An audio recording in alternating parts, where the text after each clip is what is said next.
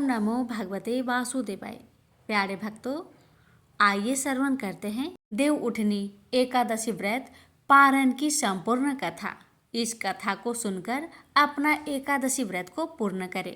एक ब्राह्मण था। वह प्रतिदिन मंदिर जाता था। वह प्रतिदिन तुलसी माता की पूजा करता था। वह तुलसी माता से प्रतिदिन प्रार्थना करता था कि हे तुलसी महारानी, मेरे आनंद करना। तुलसी माता ने सोचा कि यह ब्राह्मण तो बहुत सीधा है और गरीब है और प्रतिदिन मेरी पूजा करता है। मैं इसके कुछ न कुछ करना चाहती हूँ। तो तुलसी महारानी एक कन्या का रूप बनाकर बैठ गई और उस ब्राह्मण को बोली कि ब्राह्मण, मैं भी तेरे घर आना चाहती हूँ। ब्राह्मण ने सोचा कि 6 लड़कियां तो मेरे पहले से ही है और 7 लड़कियों का मैं कैसे पालन पोषण करूँगा, लड़कियों की शादी कैसे कराऊँगा। मेरे पास तो कुछ ऐसा भी नहीं है। यह भव विचार करके वह बहुत परेशान रहने लगा। उसको तो खाना भी नहीं भा रहा था। उसकी औरत ने कहा, क्या बात है, आजकल बहुत दुखी दुखी रहने लग गए। तो इस पर ब्राह्मण बोला कि मैं मंदिर जाता हूँ। वहाँ पर एक छोटी सी सुंदर सी कन्या बैठी है और वह कहती है कि ब्राह्मण, मैं आपके घर आऊँ। उसकी पत्नी बोली कि अरे, इसमें परेशान होने की क्या बात है, आ रही हो तो आ जाने दो। ब्राह्मण बोला कि पहले से अपने 6 लड़कियां तो है ही, उनकी भी अपने को शादी भी करवानी है। तो इस पर ब्राह्मणी बोली कि अरे, ये तो कोई बात नहीं है, अपनी 6 लड़कियों की शादी करवाएंगे, वैसे 7वीं की भी करवा देंगे। अपन 7 लड़कियों की शादी एक साथ करवा देंगे। अगले दिन जब वह ब्राह्मण मंदिर गया तो उस छोटी कन्या ने पूछा, ब्राह्मण, मैं आपके घर आऊं? तो ब्राह्मण बोला कि हाँ चल बेटा चल। उनको वह घर लेकर आ गया। तुलसी माता के कन्या के रूप में ब्राह्मण के घर आने से ब्राह्मण के घर बहुत आनंद हो गया। घर में लक्ष्मी की बारिश हो गई। जब ब्राह्मण 7 कन्याओं की शादी के लिए वर ढूंढने जाने लगे तो उस छोटी कन्या ने कहा कि मेरे तो शालिग्राम जी के मंदिर में जाकर शालिग्राम जी को बोलना कि बारात लेकर आए और मेरी 6 बहनों के तुम्हारी इच्छा से वर ढूंढ लेना। तुलसा महारानी की मेहरबानी से उसके तो सब जेवर, कपड़ा, खाना सब तैयार हो गया और उस ब्राह्मण के तुलसी माता रुठमान हुई। प्रेम से बोली तुलसी महारानी की जय।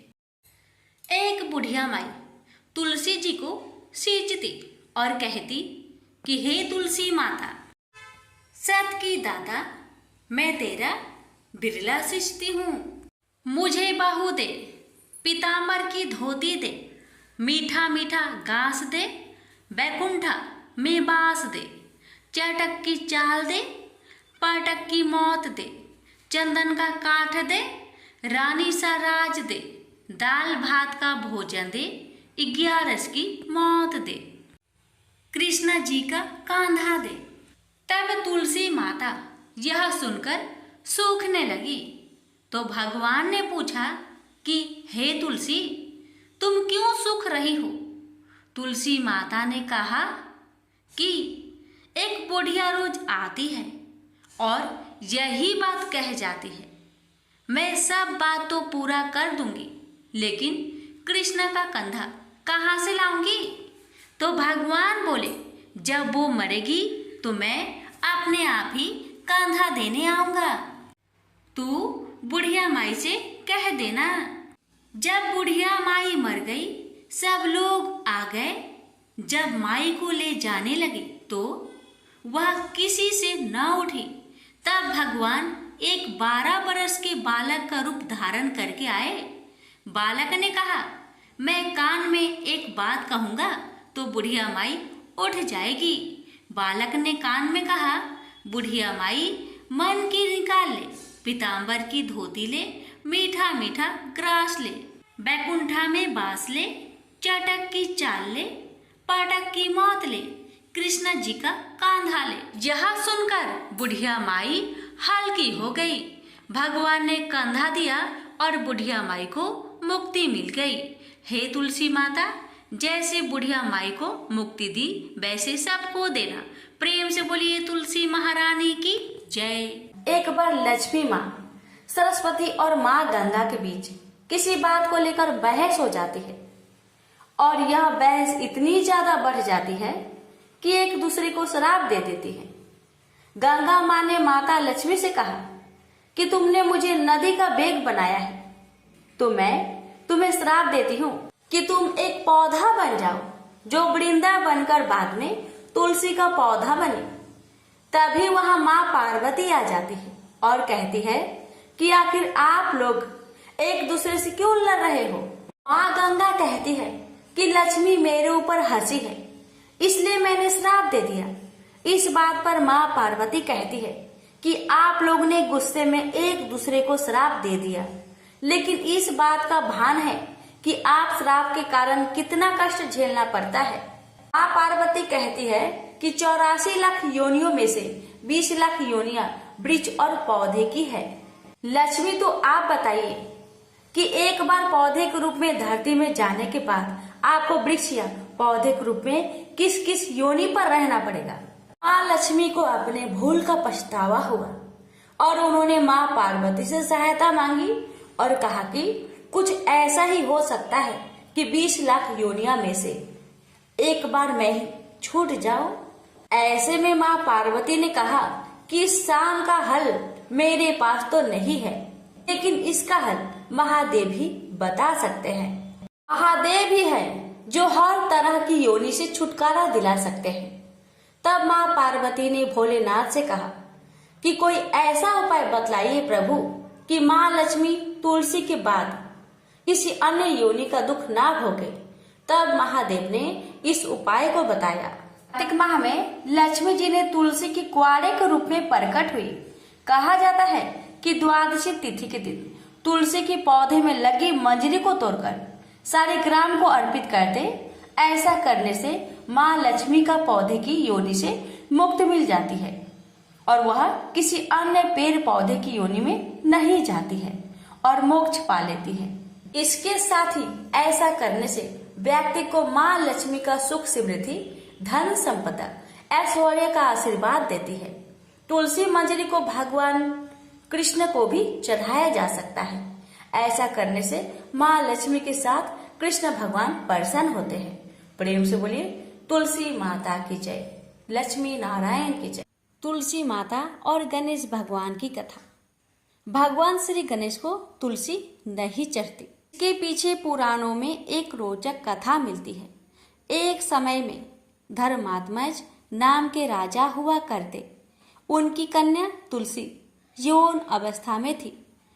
अपने विवाह की इच्छा लेकर तीर्थ यात्रा पर निकल पड़ी। उन्होंने कई जगह की यात्रा की।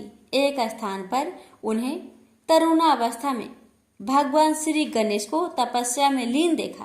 भगवान गणेश का रूप अत्यंत मोहक और आकर्षक था। तुलसी भगवान गणेश के इस रूप पर मोहित हो गई और अपने विवाह का प्रस्ताव उनके समक्ष रखने के लिए उनका ध्यान भंग कर दिया।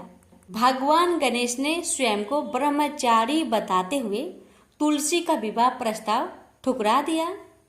तुलसी को भगवान गणेश के इस रूखे व्यवहार और अपना विवाह प्रस्ताव ठुकराए जाने से बहुत दुख हुआ और उन्होंने आवेश में आकर भगवान गणेश को 2 विवाह होने की श्राप दे दिया। इस पर श्री गणेश ने भी तुलसी को असुर से विवाह होने का श्राप दे डाला। बाद में तुलसी को अपनी भूल का एहसास हुआ और भगवान गणेश से क्षमा मांगी। ना तुम्हारा श्राप खाली जाएगा ना मेरा।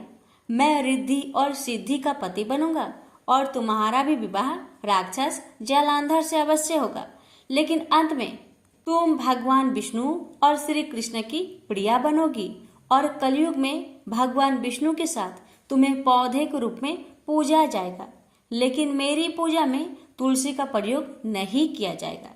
प्रेम से बोलिए तुलसी माता की जय, गणेश भगवान की जय।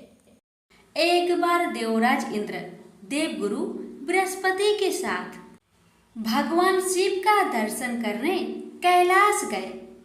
महादेव ने दोनों की परीक्षा लेनी चाहिए, इसलिए रूप बदलकर अवधूत बन गए। उनके शरीर पर कोई वस्त्र न था। उनका शरीर जलती हुई अग्नि के समान धधक रहा था और अत्यंत भयंकर नजर आते थे। अवधूत दोनों के रास्ते में खड़े हो गए। इंद्र ने एक विचित्र पुरुष को रास्ते में खड़े देखा तो चौंके। इंद्र को देवराज होने पर गर्व घेरने लगा। उन्होंने उस भयंकर पुरुष से पूछा, तुम कौन हो?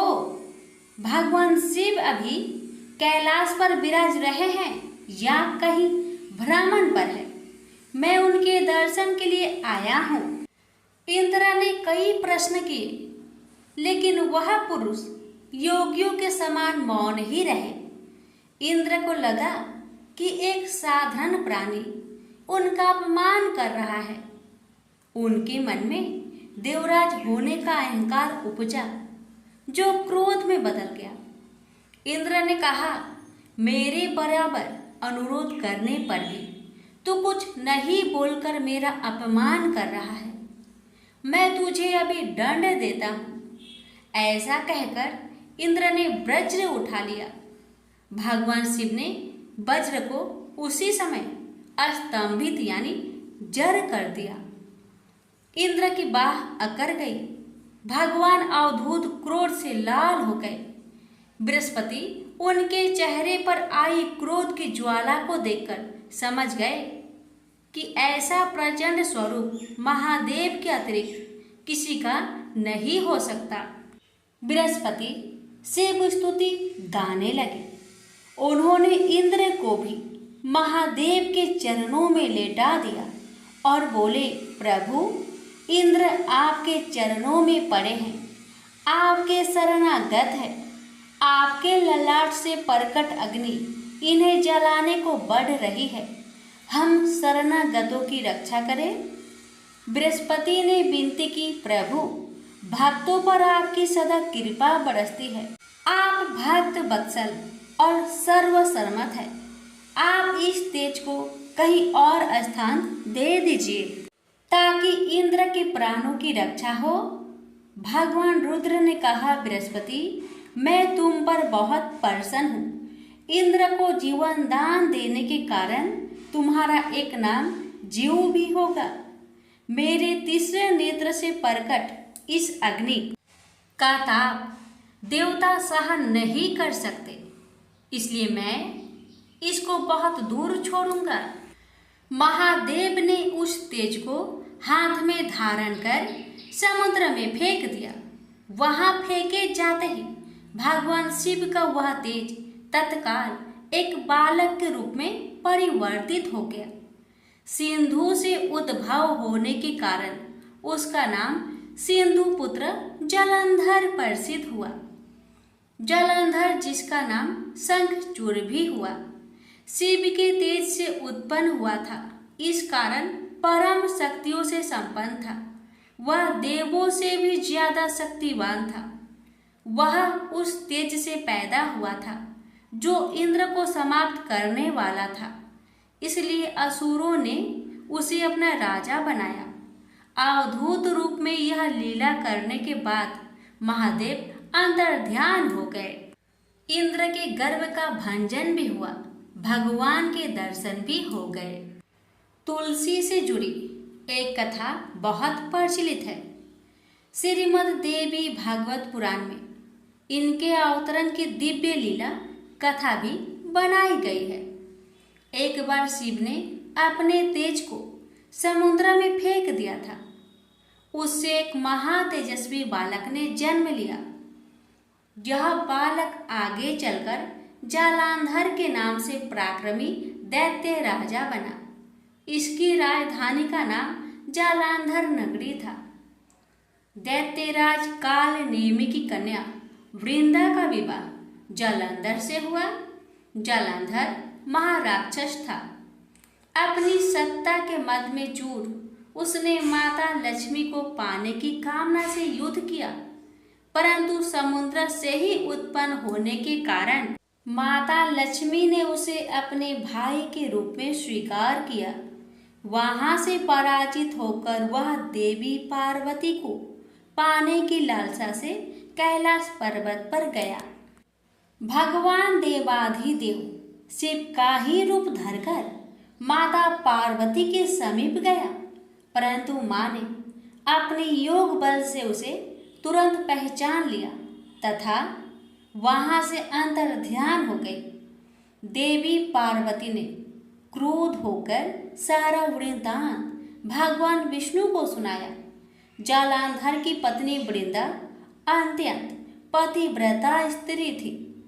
उसी के पतिव्रत धर्म की शक्ति से जालंधर ना तो मारा जाता था और ना ही पराजित होता था। इसलिए जालंधर का नाश करने के लिए वृंदा के पतिव्रत धर्म को भंग करना बहुत जरूरी था।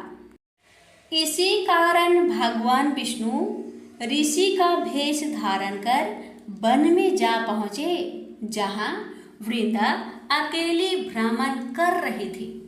भगवान के साथ दो मायावी राक्षस भी थे, जिन्हें देखकर वृंदा भयभीत हो गई।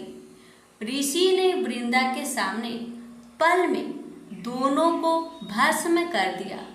उनकी शक्ति देखकर वृंदा ने कैलाश पर्वत पर महादेव के साथ युद्ध कर रहे अपने पति जालंधर के बारे में पूछा। ऋषि ने अपनी माया जाल से दो बानर प्रकट किए। एक बानर के हाथ में जालंधर का सिर था तथा दूसरे के हाथ में धर। अपने पति की यह दशा देखकर वृंदा मूर्छित होकर गिर पड़ी।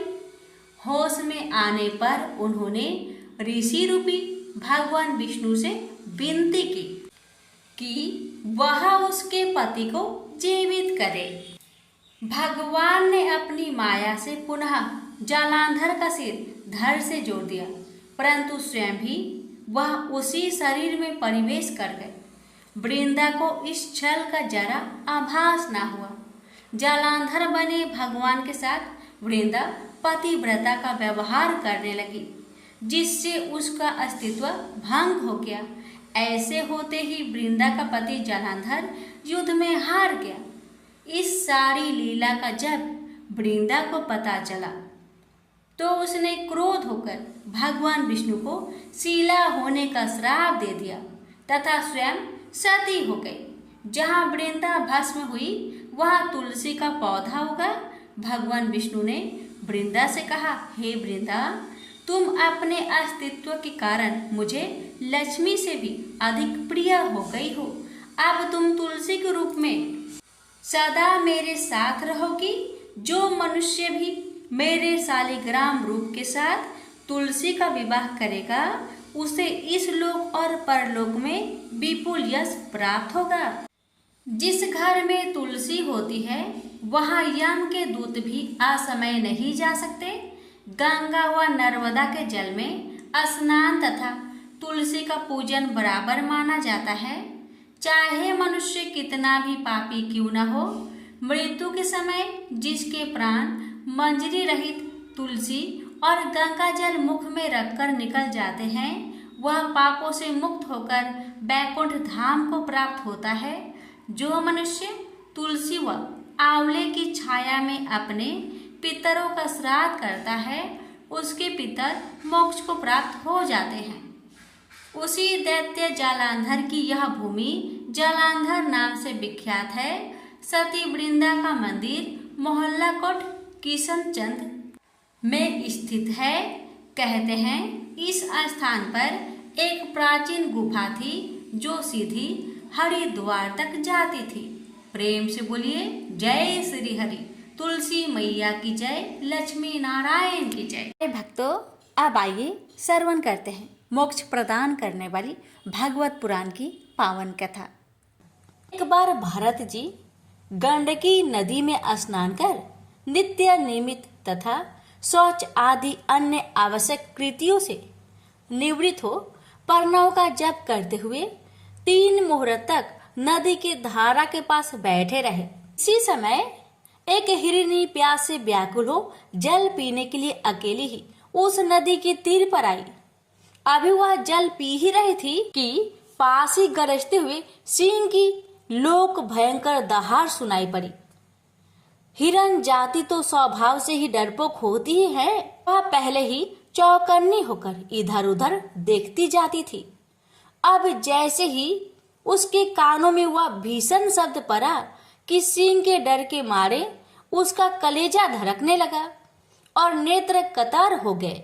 प्यास अभी बुझी न थी, किंतु अब तो प्राणों पर आ बनी थी। इसलिए उसने भयवश एकाकी नदी पार करने के लिए छलांग मारी।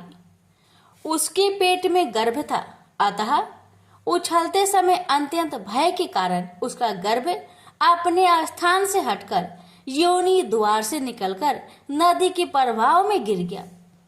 वह कृष्ण मृग पत्नी अकस्मात गर्भ के गिर जाने, लंबी छलांग मारने तथा सिंह से डरी होने के कारण बहुत पीड़ित हो गई थी। अब अपने झुंड से भी उसका बिछो हो गया, इसलिए वह किसी गुफा में जा पड़ी और वहीं मर गई। राजश्री भरत ने देखा कि बेचारा हिरनी का बच्चा अपने बंधुओं से बिछड़कर नदी के प्रवाह में बह रहा है। उसे उस पर दया आ गई। वे आत्मीय के समान उस मात्रहीन बच्चे को अपने आश्रम पर ले आए। उस मृग छौने के प्रति भारत जी का ममता उत्तरोत्तर बढ़ती ही गई। वे नित्य उसके खाने पीने का प्रबंध करने, व्याघ्र दी से बचाने, लार लड़ाने और पुचकारने आदि की चिंता में ही डूबे रहने लगे। कुछ ही दिनों में उनके यम नियम और भागवत पूजा आदि आवश्यक कृत्य एक एक करके छूटने लगे और अंत में सभी छूट गए। उन्हें ऐसा विचार रहने लगा, आहो कैसे खेद की बात है, इस बेचारे दीन मृग छौने को काल चक्र के बेग ने अपने झुंड, सुहद और बंधुओं से दूर करके मेरी शरण में पहुंचा दिया है। यह मुझे ही अपना माता पिता, भाई, बंधु और यूं थके साथी संगी समझता है। इसे मेरे सिवा और किसी का पता नहीं है और मुझ में इसका विश्वास भी बहुत है। मैं भी शरणागत की उपेक्षा करने में जो दोष है उन्हें जानता हूँ, इसलिए मुझे आप अपने इस आश्रित का सब प्रकार की दोष बुद्धि छोड़कर अच्छी तरह पालन पोषण और प्यार दुलार करना चाहिए। निश्चय ही शांत स्वभाव और दोनों की रक्षा करने वाले परोपकारी सज्जन ऐसे शरणागत की रक्षा के लिए अपने बड़े से बड़े स्वार्थ की भी परवाह नहीं करते। इस प्रकार उस हिरन के बच्चे में आसक्ति बढ़ जाने से बैठते, सोते, टहलते, टहरते और भोजन करते समय भी उनका चित्त उनके स्नेह पास में बंधा रहता। जब उन्हें कुश, पुष्प, समिधा, पत्र और फल मूलादि लाने होते तो भेड़ियों और कुत्ते के भय से उसे भी साथ लेकर ही वन में जाते। मार्ग में जहां तहां कोमल घास आदि को देखकर मुग्ध भाव से हरिण सावट अटक जाता तो वे अत्यंत प्रेम पूर्वक हृदय से दयावश उसे अपने कंधे पर चढ़ा लेते। इसी प्रकार कभी गोद में लेकर, कभी छाती से लगाकर उसका दुलार करने में ही उन्हें बड़ा सुख मिलता। नित्य निमित्त कर्मों को करते समय भी राजेश्वर भरत बीच बीच में ओट उठकर उस मृग बालक को देखते और जब उस पर उनकी दृष्टि पड़ती भी उनकी चित्त को शांति मिलती। उस समय उसके लिए मंगल कामना करते हुए वे कहने लगते, बेटा तेरा सर्वत्र कल्याण हो। कभी यदि वह दिखाई ना देता तो जिसका धन लुट गया हो उस दिन मनुष्य के समान उनका चित्त अत्यंत उद्गन हो जाता और फिर वे उस हरिण के बच्चे के विरह से व्याकुल एवं संतप्त हो करुणावश अत्यंत उत्कंठित एवं मोहविष्ट हो जाते तथा शोक मगन होकर इस प्रकार कहने लगते, कहो कहा जाए वह मात्रहीन दीन मृग शावक दुष्ट बहेलियों के सी बुद्धि वाले मुझ पुण्यहीन अनार्य का विश्वास करके और मुझे अपना मानकर मेरे किए हुए अपराधों को सत्पुरुषों के समान भूलकर फिर लौट आएगा। क्या मैं उसे फिर इस आश्रम के उपवन में भगवान की कृपा से सुरक्षित रखकर निर्विघ्न हरी हरी दुबे चरते देखूंगा? ऐसा ना हो तो कि कोई भेड़िया कुत्ता गोल बांधकर विचरने वाले सुकर आदि अथवा अकेले घूमने वाले व्याघ आदि ही उसे खा जाए। अरे संपूर्ण जगत की कुशल के लिए प्रकट होने वाले वेद तरीय रूप भगवान सूर्य अस्त होना चाहते हैं, किंतु अभी तक वह मृगी के धरोहर लौटकर नहीं आई। क्या वह हरिण राजकुमार मुझ पुण्यहीन के पास आकर अपनी भांति भांति के किसाव कोचित मनोहर एवं दर्शनीय किराओं से अपने स्वजनों का शोक दूर करते हुए मुझे आनंदित करेगा? अहो, जब कभी भी मैं नए कोप से खेल में झूम मूठ समाधि के बहाने आंखें मूंद कर बैठ जाता, तब वह चकित चित्त से मेरे पास आकर जल बिंदु के समान कोमल और नन्हे नन्हे सिंघों की नोक से किस प्रकार मेरे अंगों को खुजलाने लगता था।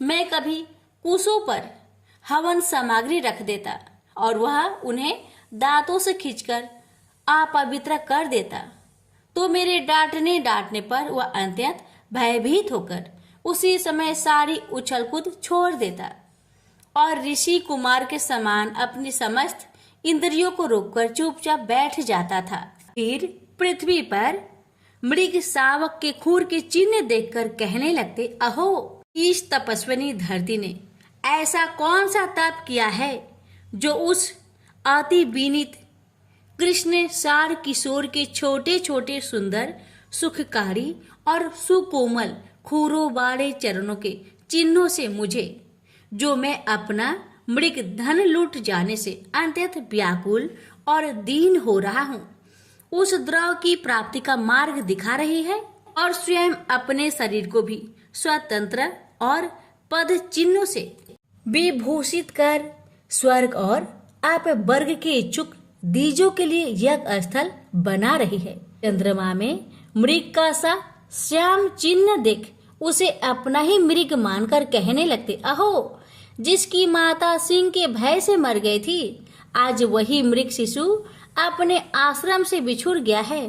अतः उसे अनाथ देखकर क्या ये दीन वत्सल भगवान नक्षत्रनाथ दयावश उसकी रक्षा कर रहे हैं? फिर उसकी शीतल किरणों से आहादित होकर कहने लगते, अथवा अपने पुत्रों के वियोग रूप दवा नल की विषम ज्वाला से हृदय कमल दग्ध हो जाने के कारण मैंने एक मृग बालक का सहारा लिया था। अब उसके चले जाने से फिर मेरा हृदय जलने लगा है। इसलिए ये अपनी शीतल, शांत, स्नेहपूर्ण और बदन सलील रूपा अमृतमयी किरणों से मुझे शांत कर रहे हैं। राजन, इस प्रकार जिनका पूरा होना सर्वथा असंभव था, उन विविध मनोरथों से भारत का चित्त व्याकुल रहने लगा। अपने मृग शावक के रूप में प्रतीत होने वाले प्रावर्धक कर्म के कारण तपस्वी भरत जी भगवदाराधन रूप कर्म एवं योग अनुष्ठानों से च्युत हो गए।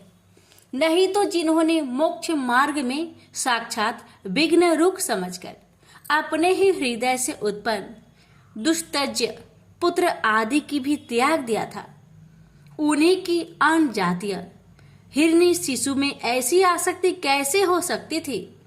इस प्रकार राजश्री भारत विघ्नों के वशीभूत होकर योग साधन से भ्रष्ट हो गए और उस मृग छौने के पालन पोषण और लार प्यार में ही लगे रहकर आत्मा स्वरूप को भूल गए। इसी समय जिसका टलना अत्यंत कठिन है, वह प्रबल वेगशाली कराल काल चूहे के बिल में जैसे सर्प घुस आए, उसी प्रकार उनके सिर पर चढ़ आया। उस समय भी वह हरिण शावक उनके पास बैठा पुत्र के समान शोकातुर हो रहा था। वे उसे इस स्थिति में देख रहे थे और उनका चित्त उसी में लगा रहता था। इस प्रकार की आसक्ति में ही मृग के साथ उनका शरीर भी टूट गया। तदंतर उन्हें अंतकाल की भावनाओं के अनुसार अन्य साधारण पुरुषों के समान मृग शरीर ही मिला, किंतु उनकी साधना पूरी थी। इससे उनकी पूर्व जन्म की स्मृति नष्ट नहीं हुई। उस योनि में भी पूर्व जन्म की भगवत राधन के प्रभाव से अपने मृग रूप होने का कारण जानकर वे अत्यंत पश्चाताप करते हुए कहने लगे, अहो बड़े खेद की बात है, मैं संयमशील महाअनुभावों मार्ग से पतित हो गया। मैंने तो धैर्य पूर्वक सर्व प्रकार की आसक्ति छोड़कर एकांत और पवित्र वन का आश्रय लिया था। वहां रहकर जिस चित्त को मैंने सर्वभूत आत्मा श्री वासुदेव में निरंतर उन्हीं के गुणों का श्रवण मनन और संकीर्तन करके तथा प्रत्येक पल को उन्हीं की आराधना और स्मरण आदि से सफल करके स्थिर भाव से पूर्णतया लगा दिया था। मुझ अज्ञान का वही मन अकस्मात एक नन्हे से हरिण शिशु के पीछे अपने लक्ष्य की च्युत हो गया। इस प्रकार मृग बने हुए राजश्री भरत के हृदय में जो वैराग्य भावना जागृत हुई, उसे छिपाए रखकर उन्होंने अपनी माता मृग को त्याग दिया और अपनी जन्मभूमि कालंजर पर्वत से वे फिर शांत स्वभाव मुनियों के प्रिय उसी सालग्राम तीर्थ में जो भगवान का क्षेत्र है पुलस्त्य और पुलह ऋषि के आश्रम पर चले आए। वहां रहकर भी वे काल की ही प्रतीक्षा करने लगे। आसक्ति से उन्हें बड़ा भय लगने लगा था। बस अकेले रहकर वे सूखे पत्ते, घास और झाड़ियों द्वारा निर्वाह करते मृग योनियों की प्राप्ति कराने वाले प्रबंध के क्षय की बाट देखते रहते। अंत में उन्होंने अपना शरीर का आधा भाग गंडकी के जल में डुबोए रखकर उस मृग शरीर को छोड़ दिया। प्रेम से बोलिए जय श्री कृष्ण। राजा अमरीश भगवान श्री हरि के परम भक्त थे।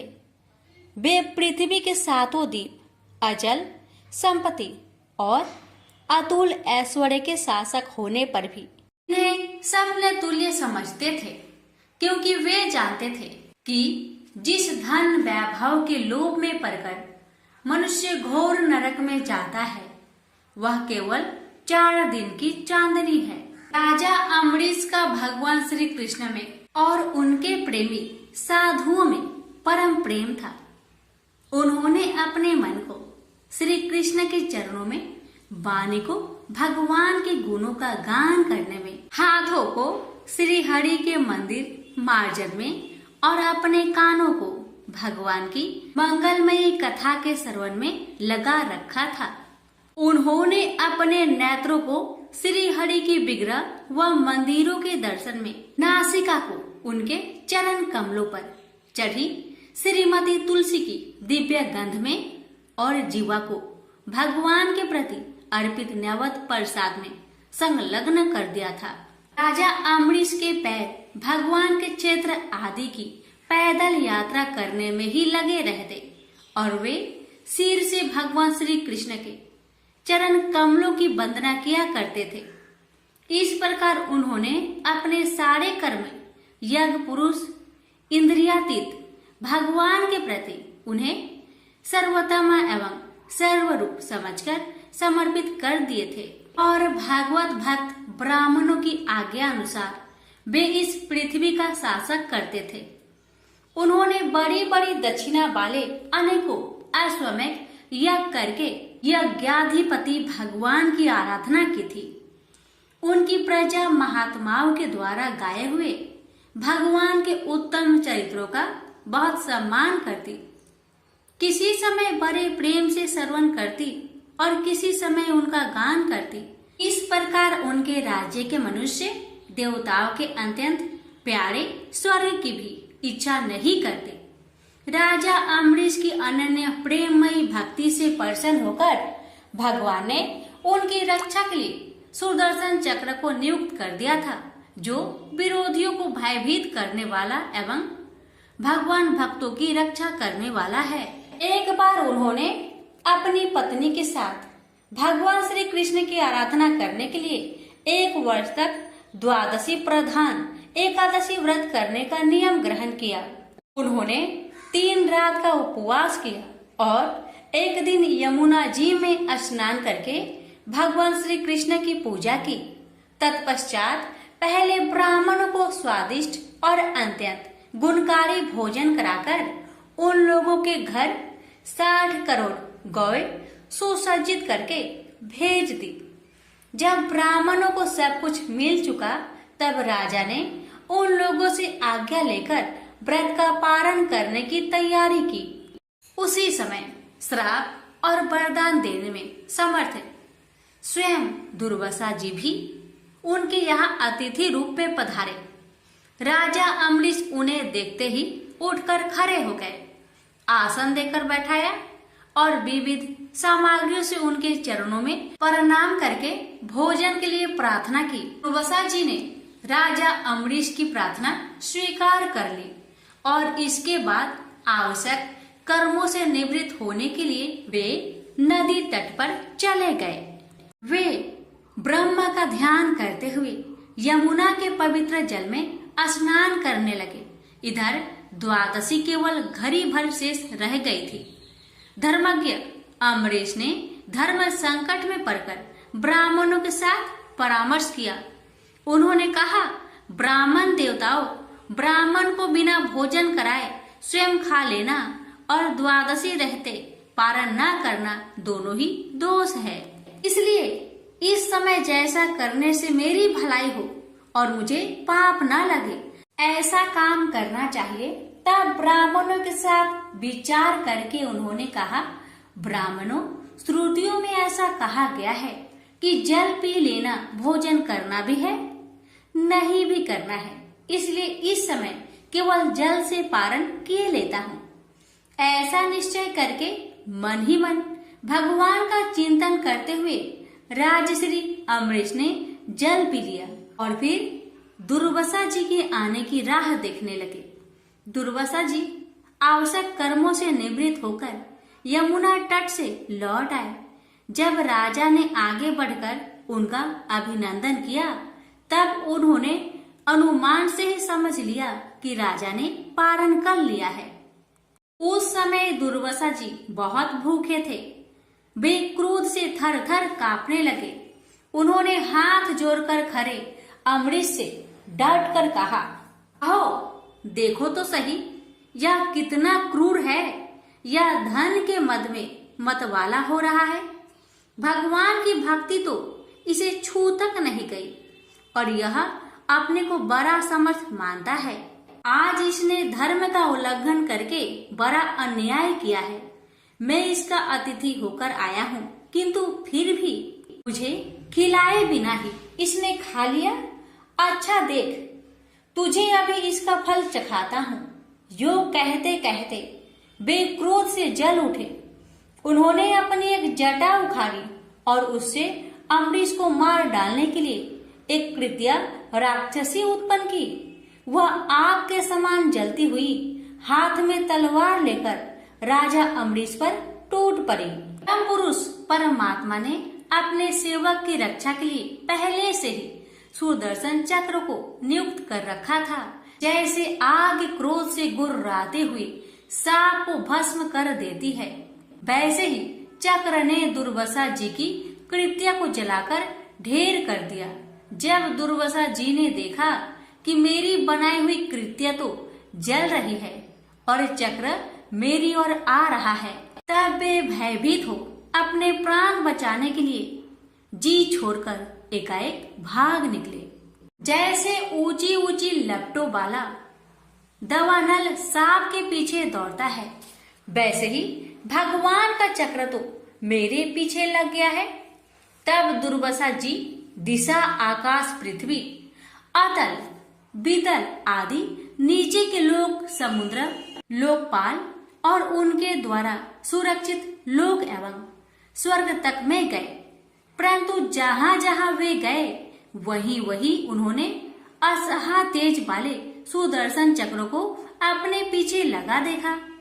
जब उन्हें कहीं भी कोई रक्षक न मिला तब वे तो डर गए। अपने प्राण बचाने के लिए वे देव शिरोमणि ब्रह्मा जी के पास गए और बोले, ब्रह्मा जी आप स्वयंभू हैं, भगवान के इस तेजोमयी चक्र से मेरी रक्षा कीजिए। ब्रह्मा जी ने कहा, दुर्वासा जी मैं शंकर जी, दक्ष, भृगु आदि, प्रजापति, भूतेश्वर आदि सब जिनके बनाए नियमों में बंधे हैं तथा जिनकी आज्ञा सिरोधार्य करके हम लोग संसार का हित करते हैं, उनके भक्त के द्रोही को बचाने में हम समर्थ नहीं है।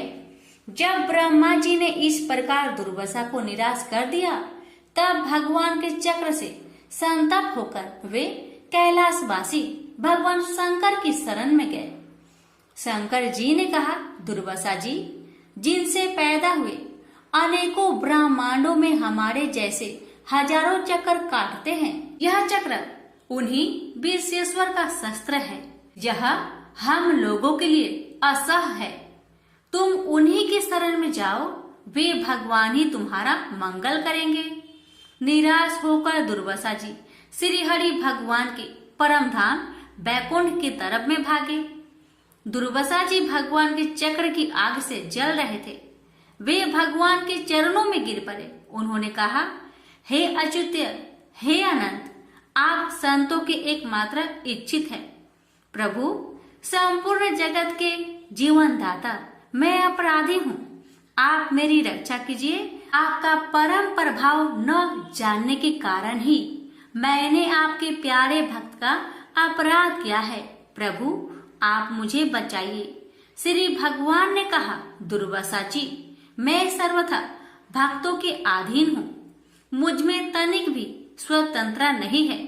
जो भक्त स्त्री, पुत्र, गृह, गुरुजन, प्राण, धन, इहलोक और परलोक सबको छोड़कर केवल मेरी शरण में आ गए हैं, उन्हें छोड़ने का संकल्प भी मैं कैसे कर सकता हूँ। इसमें संदेह नहीं कि ब्राह्मणों के लिए तपस्या और विद्या परम कल्याण के साधन है, परंतु यदि ब्राह्मण उद्दंड और अन्यायी हो जाए तो वे ही दोनों उल्टा फल देने लगते हैं।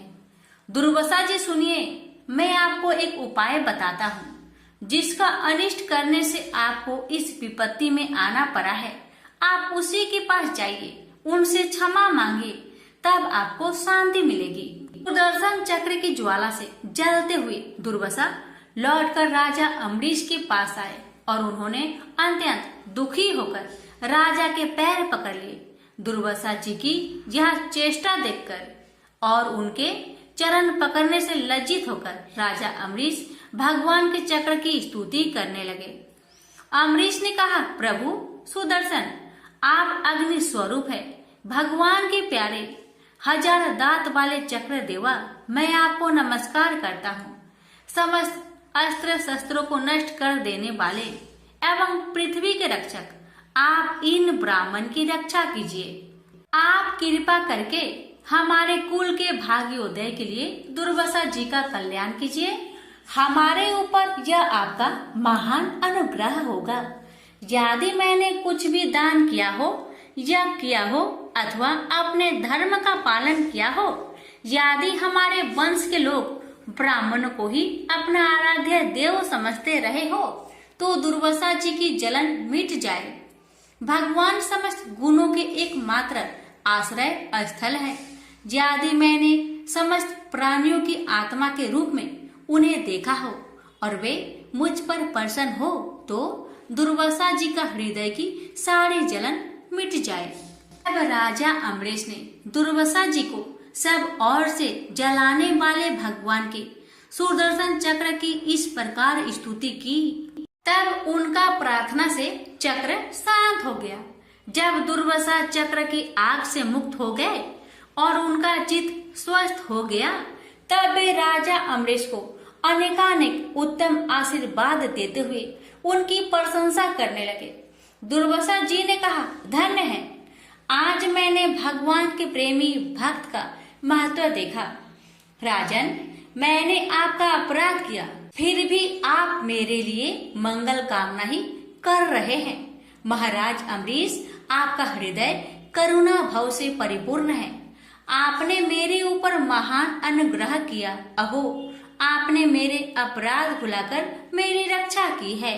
जब से दुर्वासा जी चक्र से जीवन रक्षा के लिए भाग रहे थे, तब से राजा अम्बरीश ने भोजन नहीं किया था।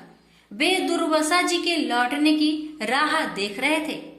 अब उन्होंने दुर्वासा जी के चरण पकड़ लिए और उन्हें प्रसन्न करके विधि पूर्वक भोजन कराया।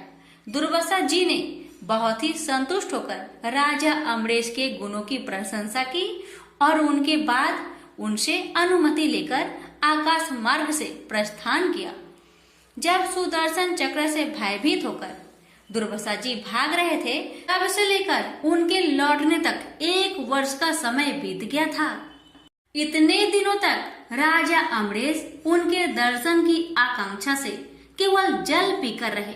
दुर्वासा जी के जाने के बाद उनके भोजन से बचे हुए अत्यंत पवित्र अन्न को राजा ने सपरिवार ग्रहण किया। कुछ वर्ष बीतने पर राजा अम्बरीश ने अपने ही समान भक्त पुत्र पर राज्य का भार छोड़ दिया और स्वयं वन में चले गए। वहां वे बड़ी धीरता के साथ आत्म स्वरूप भगवान में अपना मन लगाकर गुणों के प्रवाह रूपी संसार से मुक्त हो गए। प्रेम से बोलिए लक्ष्मी नारायण की जय।